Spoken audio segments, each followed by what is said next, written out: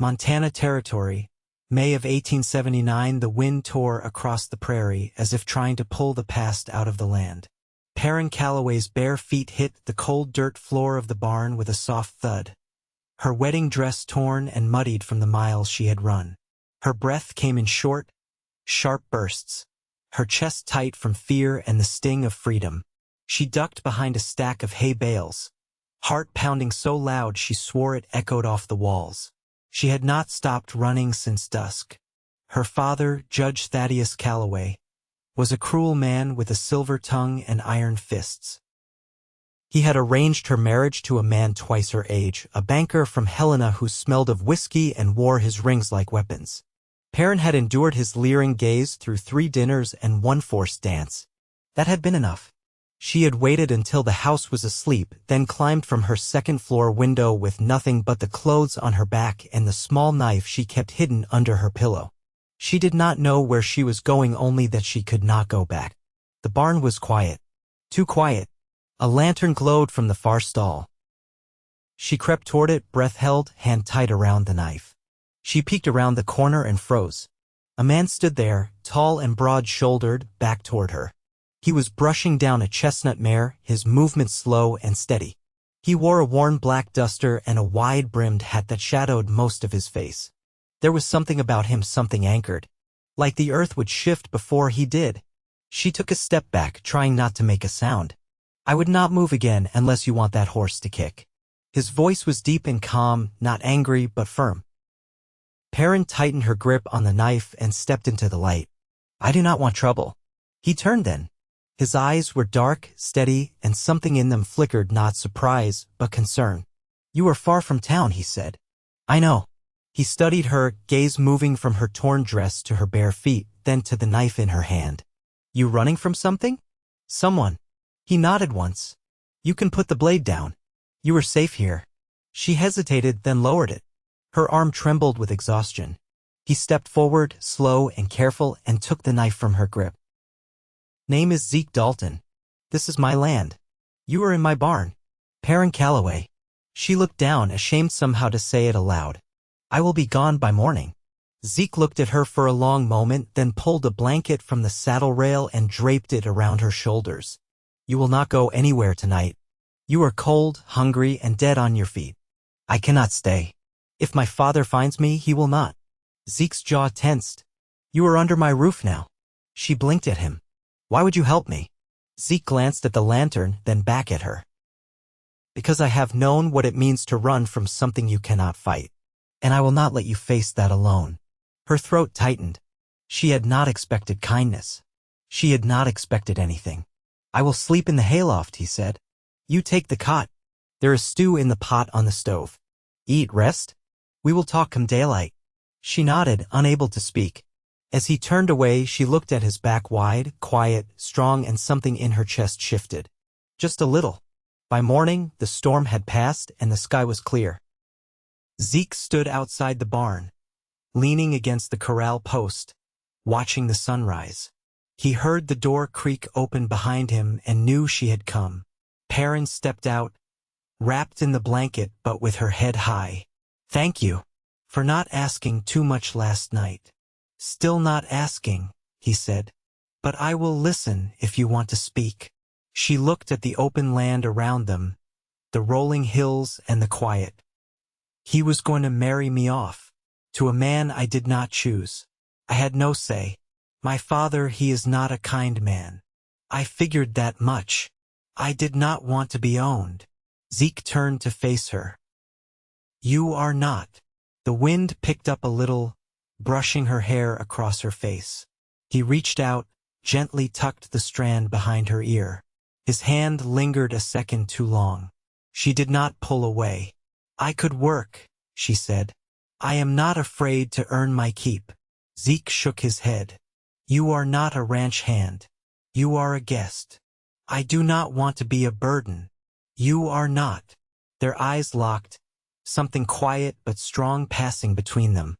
He stepped back, gave her space. "Come, there is coffee. I will show you the land."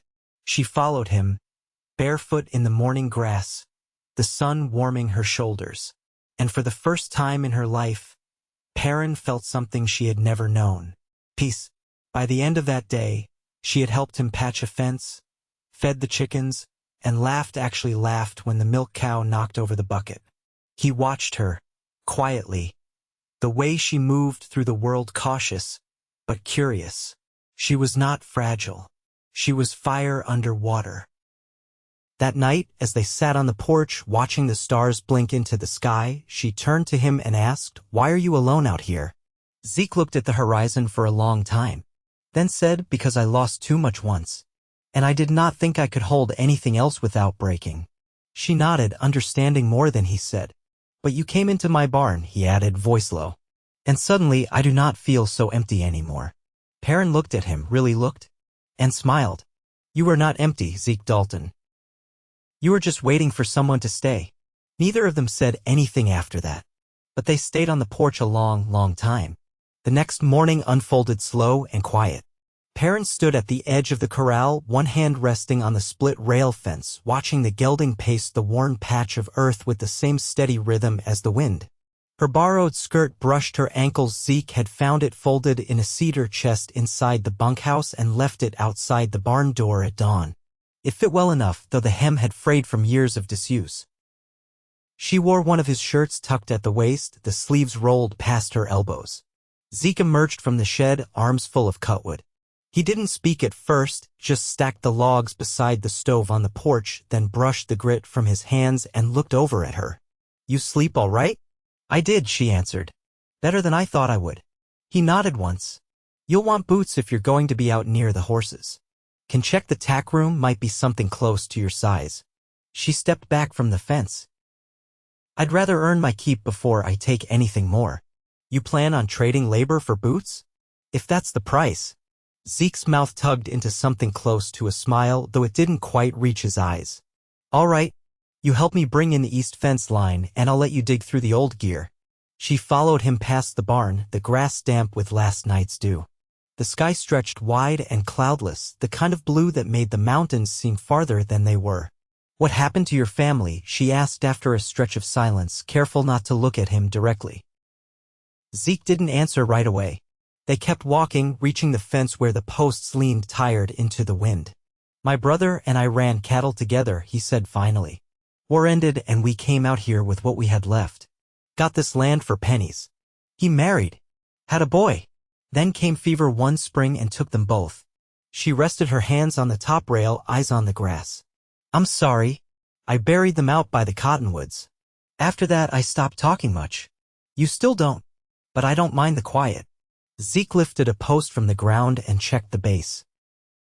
"You know how to pull wire?" "I've seen it done. Never tried it." "I'll show you." They worked without speaking for a while. She fetched nails, held the rails steady while he drove them down. Her hands blistered before noon, but she didn't complain, not even when the sun made the back of her neck burn. "You know," he said as he knelt to tamp down the dirt around a new post, "you could keep going west." "I could," she said. "But I don't know what waits out there." "You came this far." "I didn't come for distance. I came for stillness." He looked up at her, eyes narrowed against the sunlight. "You think you'll find that here?" "I don't know. But I'm not ready to leave." They finished the fence by late afternoon. She sat on the porch steps afterward, soaking her hands in cool water while he brought out a tin of black salve and a strip of cloth. "Hold still," he said, kneeling before her. "I can manage it." "I know. But let me." She held her hands out. His fingers were rough but careful as he dabbed the salve onto her palms, then wrapped the cloth around them. "My mother used to do this," he said, tying the ends. "After I'd fall off the hay wagon or cut myself on wire. She'd hum while she worked." Slowed her hands. Perrin studied his face, the way his brows softened when he remembered. Was she kind?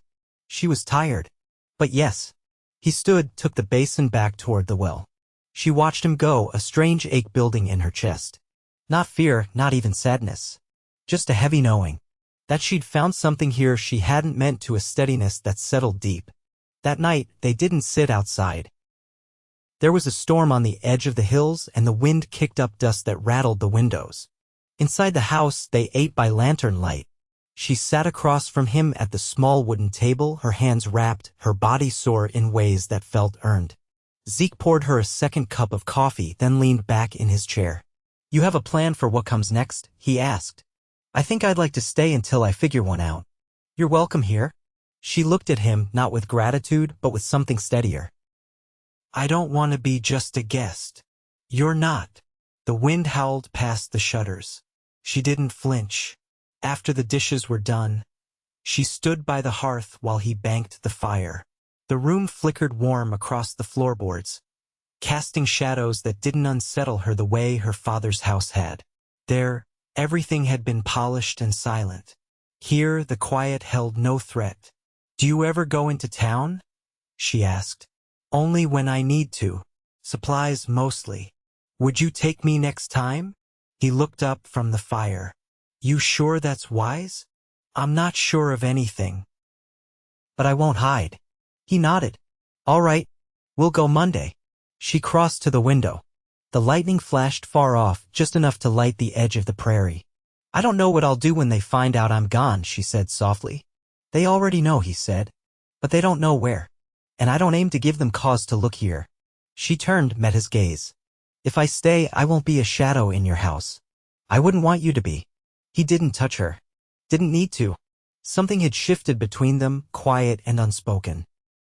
She walked past him on her way to the spare room, the hem of her skirt brushing his boot.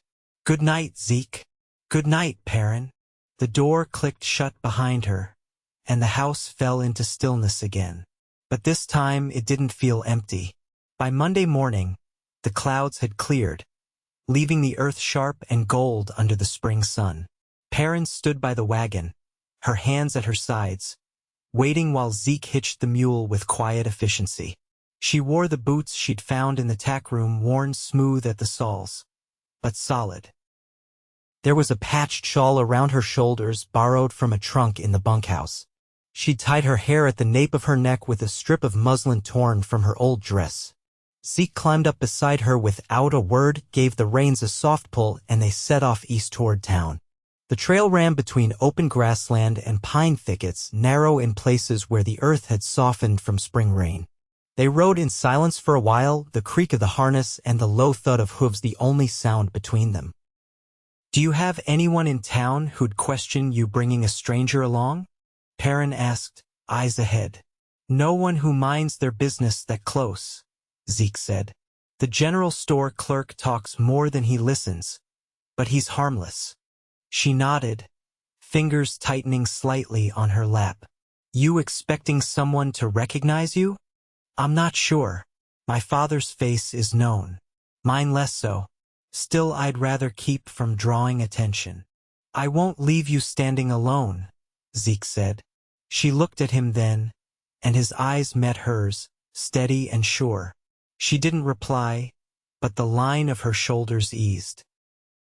When they arrived, the town lay still in the late morning sun, a cluster of low buildings stitched together by wood plank walkways and the scent of horses.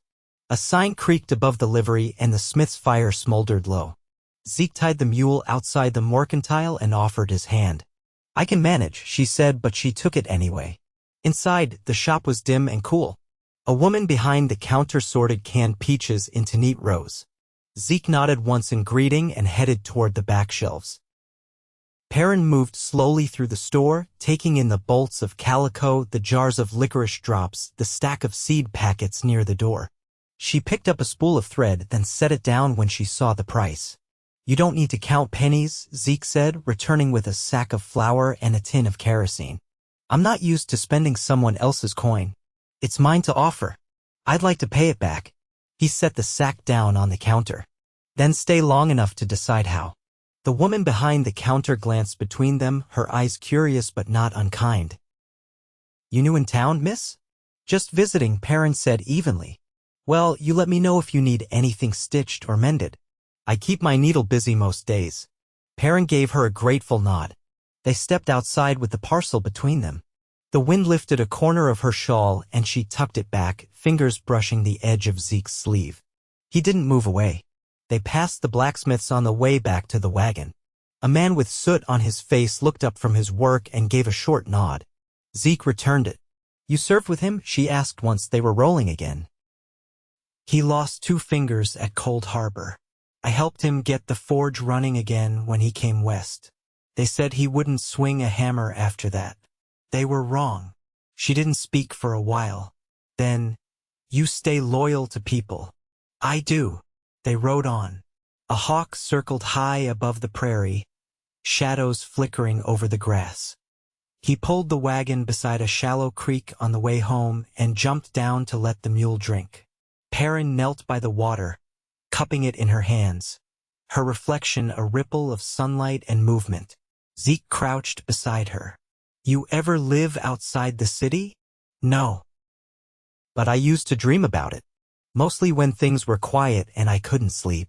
You dreamed of land? I dreamed of silence that didn't mean fear. She looked up.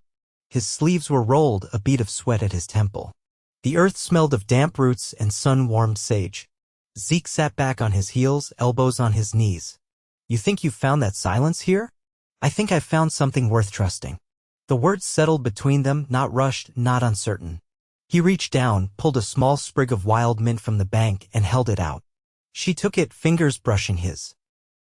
When they returned to the ranch, the light was long and slanted, and the barn cast shadows across the pasture. Zeke carried the parcel inside, and Perrin followed, watching the way his shoulders moved beneath his shirt. Inside, she unpacked the supplies while he lit the stove. The house smelled of beeswax and pine smoke. You ever built a table? She asked suddenly. He looked over. No. Why? There's enough scrap in the shed. I think I could make something better than that wobbly one in the corner. You know tools. My brother did. He taught me some before he left for Kansas. I've kept the knowledge. Zeke leaned against the doorframe. Then the shed's yours. I won't stop you. She smiled faintly, the first smile that held no weight behind it. Later, while she swept the porch, Zeke brought out a tin cup of water and set it on the rail beside her. He didn't say anything, just stood there a moment, watching the sun drop behind the ridge. She didn't thank him. She didn't need to. As night fell, she sat on the edge of her cot, brushing the dust from her skirt. Her hands were calloused now, the bandages gone. She rolled her shoulders, tired but steady. From the other room, Zeke's boots thudded softly on the floor, his steps slow and even. Perrin, he said, voice low through the open door. She stood and stepped into the hallway. I'm not asking for anything, he said, eyes locked on hers. But if you ever decide to stop running, you don't have to leave to do it. She nodded once, not an answer, but an understanding. I'll think about it, she said. Then she turned, walked back into the room, and left the door open behind her. The table took shape over the next week, slow, deliberate work that filled the shed with the scent of shaved pine and the rasp of blade against grain. Perrin measured twice before every cut, her brows drawn in focus, sleeves rolled, sawdust catching in the crook of her elbows. Zeke kept mostly to the outer pastures, hauling stone for a new watering trough, but he passed by the shed each afternoon, pausing long enough to hand her a biscuit or refill the water jug without speaking much. She didn't ask him to stay, and he didn't press his way in. One evening, she came into the house carrying the finished table. It wasn't perfect, the legs leaned a touch inward, and one corner dipped slightly, but it stood firm and didn't rock. She set it down in the kitchen without ceremony. Zeke was wiping his hands with a cloth, the scent of split cedar still clinging to him. You could have waited, he said. I wanted it done before the rain.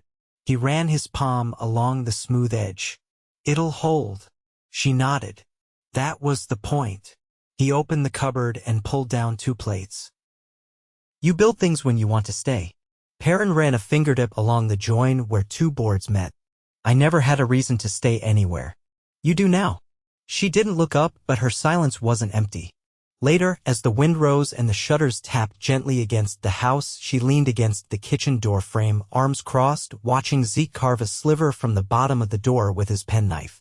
You always fix things when they go quiet? He didn't look up. I don't like creaks. Why not? They remind me of nights when there was too much waiting and not enough sleep. She walked forward, slow. You ever think about leaving this place? Once, he said. Right after my brother passed. I packed a saddlebag, rode south for 2 days. Then I passed a burned-out homestead and a girl's doll lying in the dirt beside it. Turned around before sundown. I've never thought of land as something you could choose. You can. But once you do, it expects something of you. She touched the edge of the table again. I think I'm ready for that. The next morning, she rose early and took the rifle from the wall. Zeke met her on the porch, his hat in one hand. You planning to scare off crows or hunt for breakfast? Neither, she said. But I'd like to learn how to use it properly. He studied her face. You want to be able to protect yourself. I want to know I can. He nodded once. We'll start with the creek bank. Soil's soft there, you'll see where your shots land. They walked together in silence, the kind that rests between people who no longer need to fill space with sound. At the bank, he loaded the rifle, then handed it to her. Keep your elbow tight. Don't let the recoil surprise you. She took the stance he showed her, focused on a knot of bark across the water, and fired. The shot rang sharp through the chill air. A puff of dirt kicked up just to the left of the mark. Again, he said. By the fifth shot, she hit the target clean. She didn't smile, didn't cheer. Instead, she handed him the rifle and said, I'd like to trap rabbits next. If there's time. He set the rifle down and sat on a flat stone. There's time. She sat beside him, not close, but not far. The creek moved slow beneath the morning light. I was taught to sit with my hands folded, she said, to keep my voice low, to never ask questions unless spoken to. Zeke pulled a blade of grass from the bank and twisted it between his fingers. And now, I'd rather speak when I have something worth saying. He nodded. You do. She looked at the sky, then at him. What do you see when you look at me, Zeke? He didn't flinch. Someone who knows her own mind. Someone I trust. The grass in her hand trembled slightly. I've never been trusted before. You are now. They sat until clouds rolled in from the west, pulling the light with them. Back at the house, she brought in the kindling and swept the hearth. He took the horses in early, sensing the storm. When he came in, she was lighting the lamp. I've been thinking, she said, without turning. About what? You said once that this land expects something in return. I did. I'd like to learn what that means. Not just how to shoot or build, but how to keep something living. Something that's yours. He stepped closer, slowly. Then I'll teach you. She faced him. Will you let me stay, Zeke? He reached out, not to take her hand, but to rest his palm lightly over her shoulder, grounding. You've been staying. I'd be proud to call it yours too. She leaned into the touch, her face unreadable but still. Then I will. The wind rose outside, rattling the eaves. Inside, nothing moved but the firelight. Neither of them spoke again that night, but when Zeke passed her in the hallway before bed, he paused and touched her elbow gently, like a promise wrapped in quiet. She didn't pull away. The first calf was born just after midnight, slick and shivering beneath a sky rimmed in frost. Zeke had been watching her for days, a young heifer, restless and heavy, and when her labor started, he roused Perrin from her cot with a knock against the doorframe and the quiet words, she started. Perrin pulled on her coat without hesitation. They worked in silence, the lantern swinging from its hook and casting long shadows across the stall. Zeke knelt at the heifer's flank, steady as a rooted tree, and Perrin held her breath until the calf slid free, legs twitching, breath shallow but strong. When it was over, Zeke leaned back on his heels and looked at her. You did good. I only held the light. Sometimes that's the most needed thing. Perrin reached to brush straw from the calf's coat. He's got a stubborn look to him. Like someone I know, Zeke said, and the words hung in the air between them, not teasing, not sharp, just true. By dawn, the barn was quiet again. Perrin leaned against the stall gate, arms folded, watching the calf nuzzle its mother. Zeke stood beside her, close enough that their shoulders nearly touched. I've been thinking, she said, about what I want to make of this place.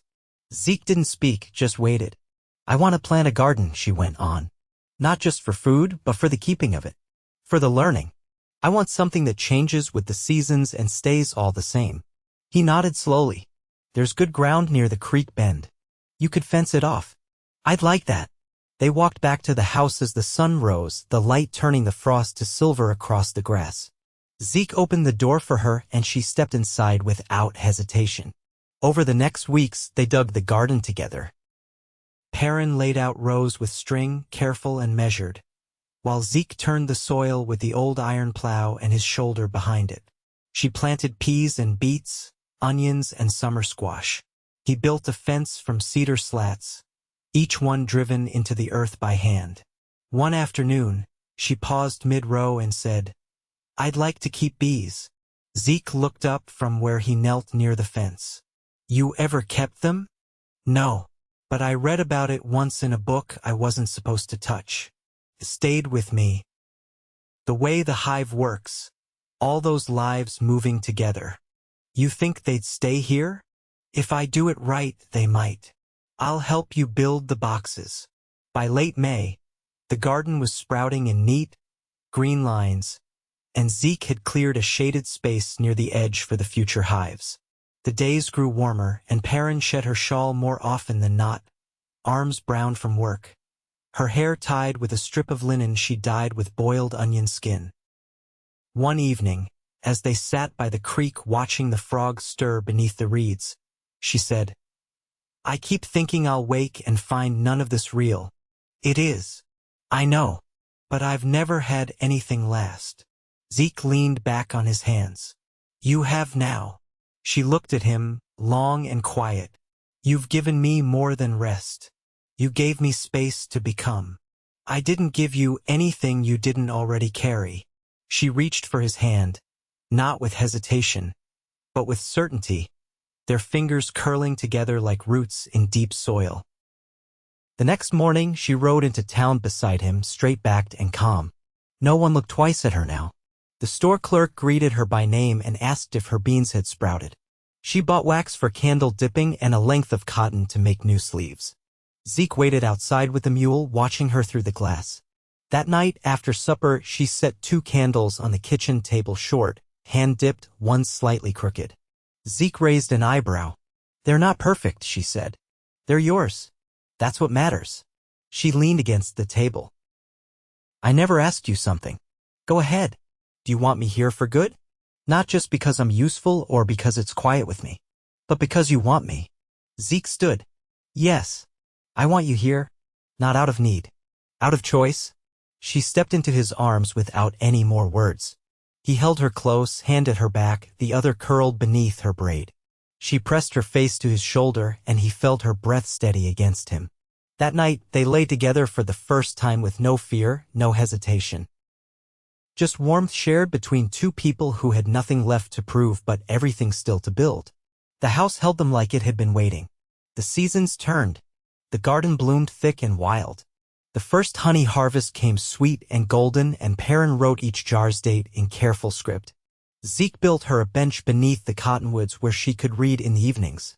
She carved their initials into the back rail with her knife. They married in the fall under a sky full of wind and geese. No preacher, just a circle of stones and their joined hands. Zeke wore his brother's coat. Perrin wore a dress she had sewn from flour sacks and dyed with walnut husk. He said, "You are my home." She said, "You are my peace." They kissed, and the prairie held its breath. Years passed. The house expanded by 2 rooms. The fence line stretched farther.